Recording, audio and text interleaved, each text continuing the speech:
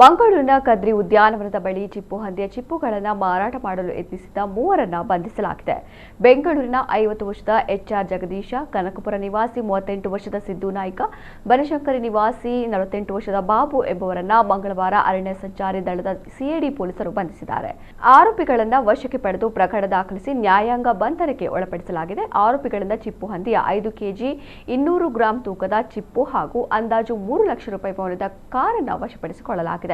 ಕಾರ್ಯಾಚರಣೆಯಲ್ಲಿ ಬೆಂಗಳೂರು ಮಡಿಕೇರಿ ಸಿಐಡಿ ಅರಣ್ಯ ಘಟಕದ ಪೊಲೀಸ್ ಅಧೀಕ್ಷಕ ಪವನ್ ನಿಜ್ಜೂರು ಮಾರ್ಗದರ್ಶನದಲ್ಲಿ ಮಂಗಳೂರು ಸಿಐಡಿ ಪೊಲೀಸ್ ಅರಣ್ಯ ಸಂಚಾರಿ ದಳದ ಉಪನಿರೀಕ್ಷಕ ದಿಲೀಪ್ ಜಿಆರ್ ಹಾಗೂ ಸಿಬ್ಬಂದಿಯಾದ ತಾರಾನಾಥ ಎಸ್ ಮತ್ತು ಅಬ್ದುಲ್ ರವೂಫ್ ಪಾಲ್ಗೊಂಡಿದ್ದರು. ಅರಣ್ಯ ಕಾಯ್ದೆ ಮತ್ತು ವನ್ಯಜೀವಿಗಳ ಸಂರಕ್ಷಣಾ ಕಾಯ್ದೆ ಸಂಬಂಧಪಟ್ಟ ಅಕ್ರಮ ಚಟುವಟಿಕೆಗಳನ್ನು ನಡೆಸಿದ ಹಿನ್ನೆಲೆಯಲ್ಲಿ ಆರೋಪಿಗಳ ವಿರುದ್ಧ ಕ್ರಮ ಕೈಗೊಳ್ಳಲಾಗಿದೆ ಎಂದು ಅರಣ್ಯ ಘಟಕದ ಪೊಲೀಸರು ತಿಳಿಸಿದ್ದಾರೆ.